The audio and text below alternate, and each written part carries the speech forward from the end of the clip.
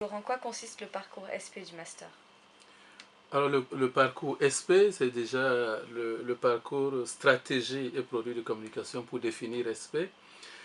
C'est une offre de formation qui, comme son nom l'indique, aide les étudiants à acquérir deux dimensions de la communication des organisations, à la fois donc tout ce qui est conception de stratégie et de l'autre côté, tout ce qui est mise en œuvre des moyens, conception et mise en œuvre des moyens, c'est-à-dire des outils et des produits donc, de communication pour mettre à exécution ces stratégies-là.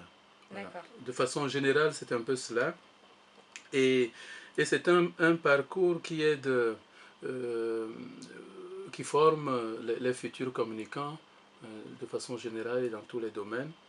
Et en particulier donc les futurs directeurs de communication, ceux qui vont être organiser des événements, ceux qui vont travailler dans les agences de communication, dans les entreprises, les collectivités territoriales, etc., etc.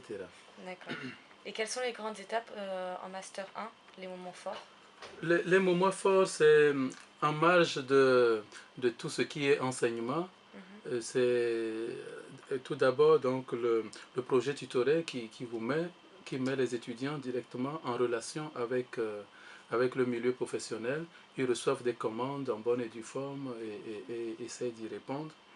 Le deuxième aspect concerne un peu ce qui fait la spécificité de cette formation à l'université, c'est-à-dire le travail pratique de recherche, parce que précisément, c'est pas parce qu'on est professionnel qu'on ne prend pas la peine de mieux connaître le milieu, de mieux connaître les enjeux sociétaux, de mieux connaître aussi le contexte général. Donc on forme les étudiants à faire de la recherche sur un sujet de communication, évidemment des organisations. Et donc c'est un moment important pour les M1, les Master 1, stratégie produit de communication.